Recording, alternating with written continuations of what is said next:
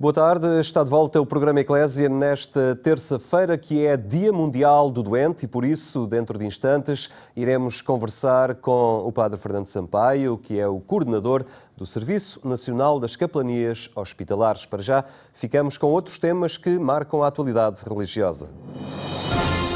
A dignidade da pessoa não depende da sua condição física. A afirmação é do Papa Francisco, que este domingo antecipou o Dia Mundial do Doente, que hoje se comemora, lembrando os frágeis e os que sofrem.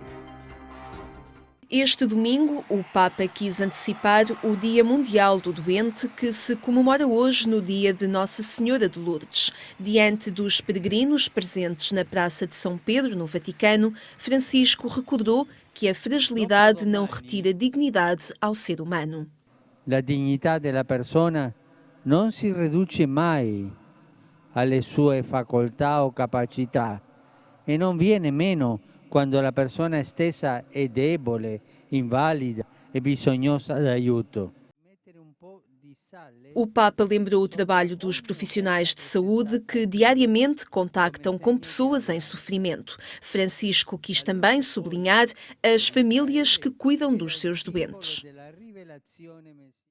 Penso anche alle famiglie, dove è normale prendersi cura di chi è malato, ma a volte le situazioni possono essere più pesanti. Tanti mi scrivono e oggi vorrei assicurare una preghiera per tutte queste famiglie e dico loro: non abbiate paura della fragilità, non abbiate paura della fragilità, aiutatevi gli uni gli altri con amore e sentirete la presenza consolante di Dio.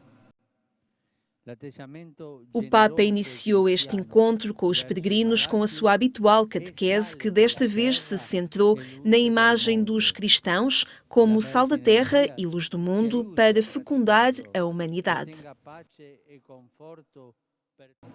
Tutti noi, discepoli missionari, e siamo chiamati a diventare nel mondo un Vangelo vivente. Con una vita santa daremo sapore ai diversi ambienti e li difenderemo dalla corruzione, come fa il sale, e porteremo la luce di Cristo con la testimonianza di una carità genuina. No final, o Papa lembrou ainda os Jogos Olímpicos de Inverno que decorrem por estes dias em Sochi, na Rússia, endereçando a sua saudação aos organizadores e a todos os atletas, com a esperança de que o evento seja uma verdadeira festa do desporto e da amizade. Benedicat vos omnipotens Deus, Pater et Filius et Spiritus Sanctus. Amém.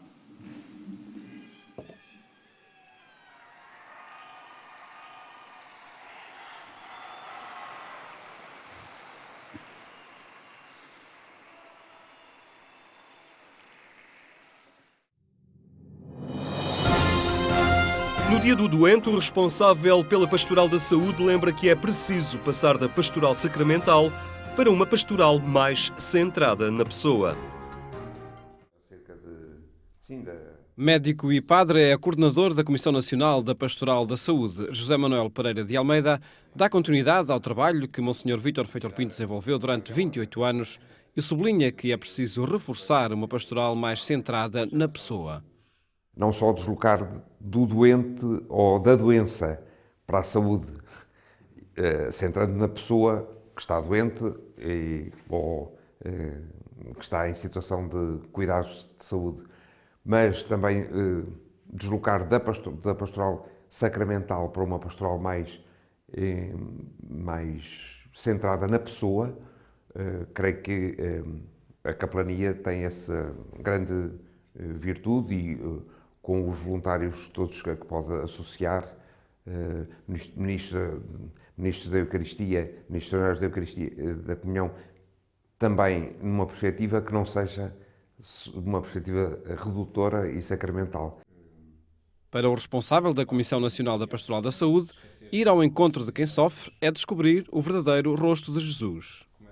Ao encontrar o outro que está doente, ou na prisão, ou com fome, ou com frio, e socorrendo, eu, de facto, encontro o próprio Deus presente neste outro, que é pequeno, que é fraco, que é pobre, não porque eu ganhe alguma coisa com isso, mas só porque ele é pobre, porque é fraco e porque é pequeno.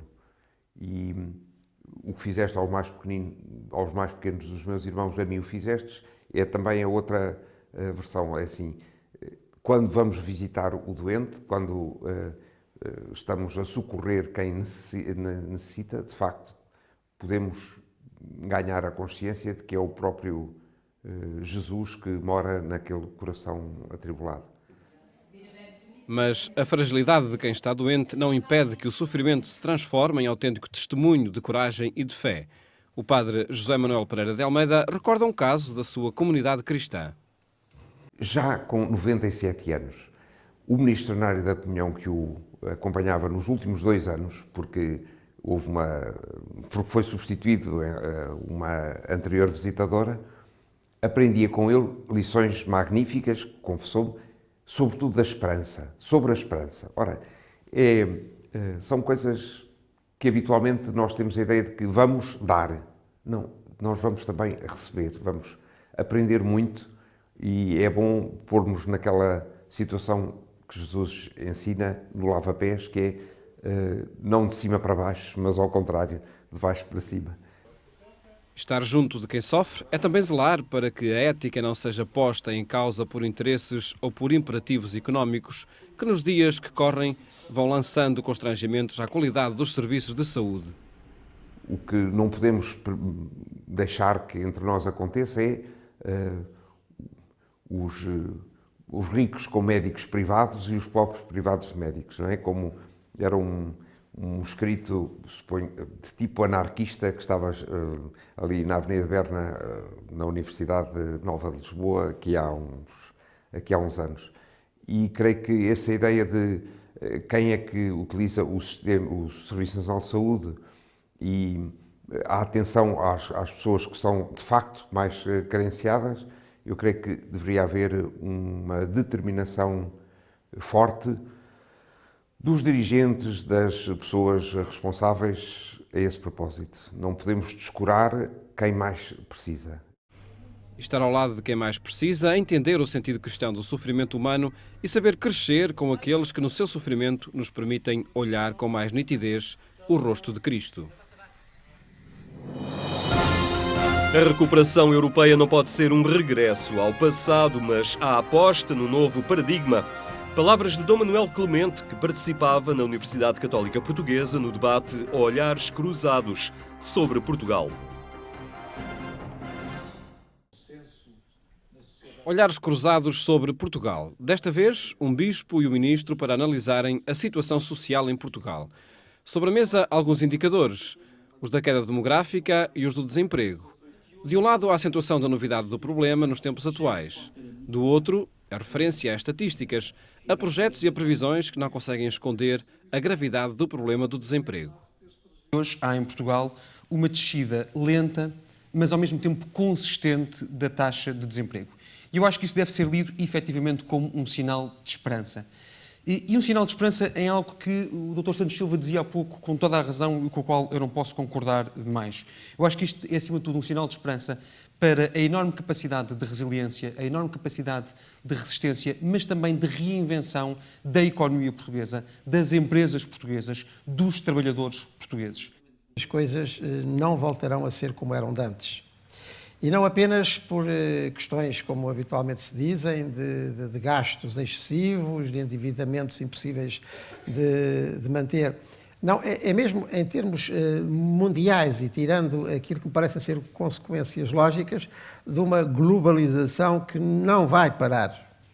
Também porque a mobilidade humana é cada vez mais imparável. Eu sou muito sensível àquilo que se passa na outra margem da ribeira do Mediterrâneo. Não é? Esta acumulação constante de populações subsaarianas que a única coisa que querem é vir para a Europa.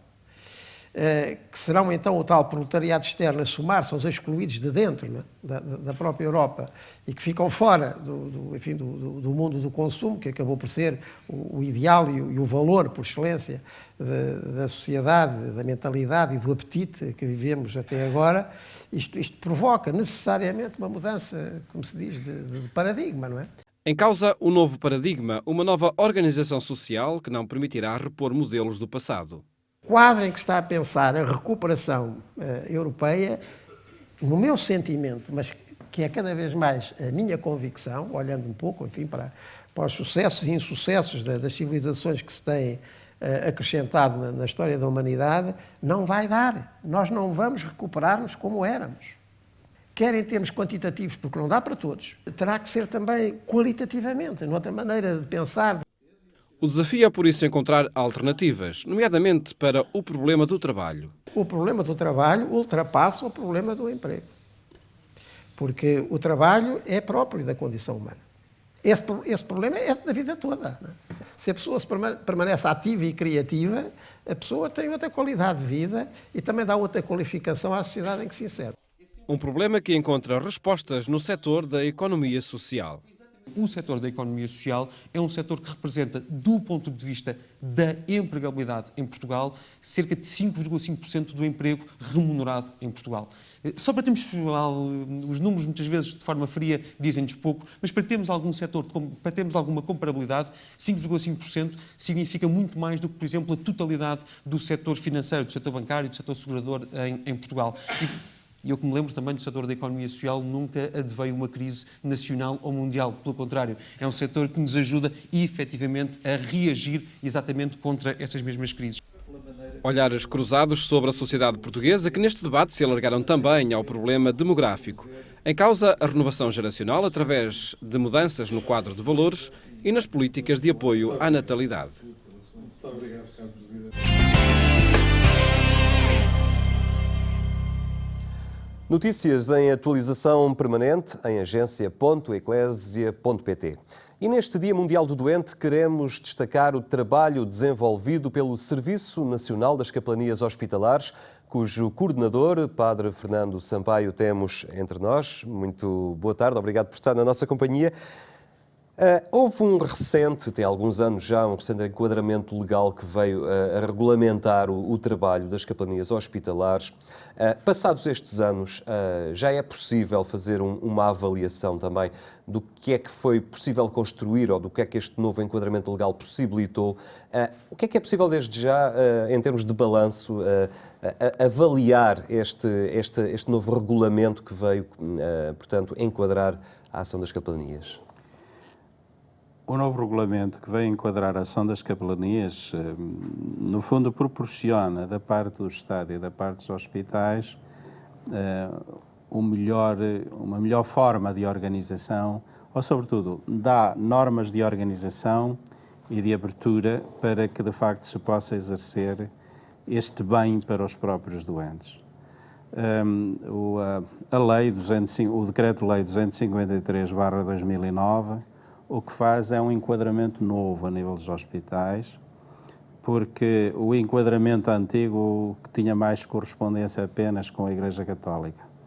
Este novo enquadramento tem já presente a Lei de Liberdade Religiosa e, portanto, neste sentido, por um lado, reconhece a assistência espiritual religiosa como um direito do próprio doente e não das igrejas. As igrejas não estão nos hospitais por direito próprio, mas sim é o doente que tem direito a ser assistido, e neste sentido o Estado reconhece esse direito.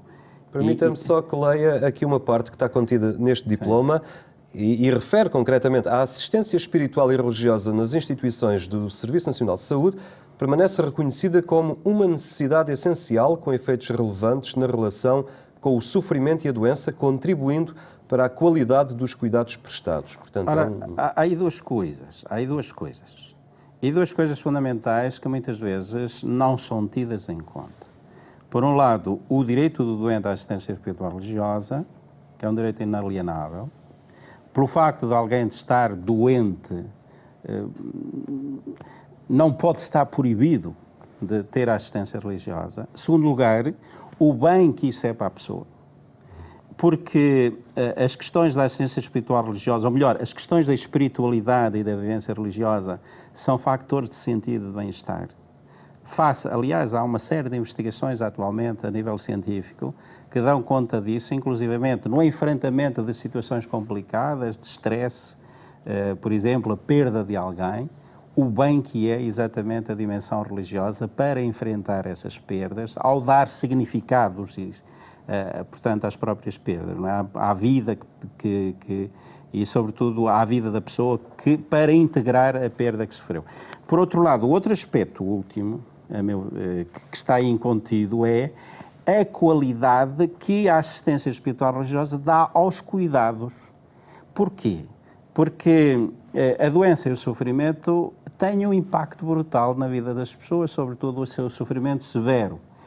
E se tem esse impacto na vida da pessoa, quer dizer que o cuidado tem uma qualidade enormíssima no bem-estar da pessoa quando de facto estão contidos estes elementos. Porquê? Porque nós não somos apenas corpo, nós somos também psíquico, somos também dimensão espiritual, somos dimensão social.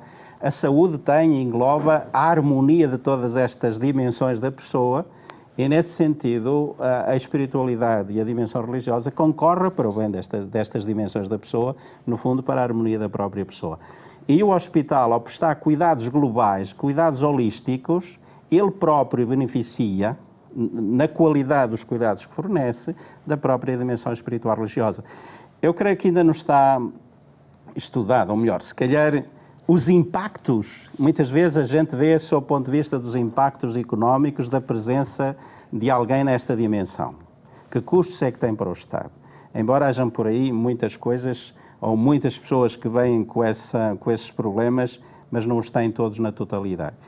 Ora bem, os custos, às vezes, para o Estado, da presença da espiritualidade ou da assistência espiritual religiosa, nunca foi estudado no sentido dos benefícios. Se concorre para o bem da pessoa, para o bem-estar e para a harmonia, quer dizer que concorre também para a saúde e para a recuperação da saúde. Quanto é que isso custa? Ou que benefícios tem isso depois também? E têm conseguido encontrar a possibilidade de concretizar o espírito da lei no terreno, na realidade do dia-a-dia, na vida dos hospitais, ou as coisas às vezes depois o que está na lei é uma coisa, depois na prática é sempre mais difícil? Na verdade, a concretização da lei não é fácil. É necessário, essa lei traz um espírito novo. E esse espírito novo que é necessário implementar nos hospitais, a partir das administrações, a partir dos profissionais de saúde. Por exemplo, a nível dos profissionais de saúde, nem sempre se valoriza a dimensão religiosa.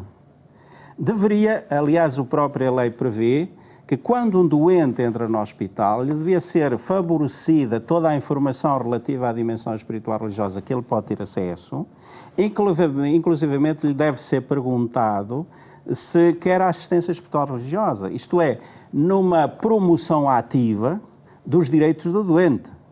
Mas isto é um problema implementar, e geralmente há muita resistência neste sentido. Eu creio que os médicos, enfermeiros, auxiliares da ação médica, ainda não, ou operacionais, como se diz agora, e as administrações ainda não se deram conta da importância desta dimensão no bem-estar do doente, inclusivamente na recuperação do próprio doente. Hoje é Dia Mundial do Doente. Há algumas realizações um tanto ou quanto diferentes ou especiais nos meios hospitalares para assinalar este dia? De uma maneira geral, as capelanias fazem os seus programas e não há qualquer coisa assim mais a nível nacional ou mais a nível local, que geralmente é marcada, às vezes, por pequenas mensagens que são levadas, às vezes por uma mensagem da dimensão espiritual e religiosa, às vezes pela celebração de uma Eucaristia, por diversas formas, pela presença mais intensa do capelão e dos voluntários ligados às capelanias, pela entrega às vezes de uma pagela também. Há múltiplas formas que levam a que, às vezes pela entrega de uma flor, por gestos muito simples de ternura e que chamam a atenção para esse dia. Eu creio que muito mais do que outra coisa qualquer, porque nos hospitais todos os dias é dia do doente, eu creio que este dia chama a atenção fundamentalmente às comunidades e à sociedade em geral para a importância da nossa atenção, de facto, a quem sofre e àqueles que estão nos hospitais doentes, particularmente àqueles que estão abandonados. E hoje há muitos que ficam abandonados, às vezes, nos hospitais, sobretudo os mais idosos, que nos chama a atenção exatamente para a nossa sensibilidade e para a compaixão e, sobretudo, para a interajuda das comunidades locais em relação àqueles que estão doentes. Tem sido muito efetivo, é um caminho interessante que tem vindo a ser concretizado também e que dimana do espírito desta nova lei, é a participação das outras confissões religiosas e um trabalho conjunto aí que vão conseguindo fazer com outras sensibilidades religiosas. Há muito a fazer nesse campo. De facto, um dos aspectos mais bonitos desta lei é exatamente esta abertura, porque é o doente que tem direito a ser assistido. É o doente que tem direito a viver a sua fé enquanto está internado. E, nesse sentido, é necessário uma abertura muito maior do lado dos hospitais ao acolhimento, portanto, de diferentes religiões. Aliás, há vários parâmetros aí que levam a como é que isso deve ser feito. Ainda não está feito. Há hospitais que já o têm implementado, mas isso já devia estar muito mais implementado que aquilo que está. Há um déficit neste campo, neste aspecto. Um caminho a valorizar e a continuar por aí. Muito obrigado por ter estado hoje aqui na nossa companhia, por ter partilhado connosco, então, as linhas diretivas que emanam deste novo enquadramento que regula o trabalho dos capelães hospitalares. Muito obrigado. No Dia Mundial do Doente, o programa Eclésia a sublinhar a ação dos capelães hospitalares, essa presença da Igreja junto dos que sofrem e no esforço de humanização dos cuidados de saúde. Foi o programa Eclésia que marca novo encontro para amanhã, a esta mesma hora. Até lá, tenha uma muito boa tarde.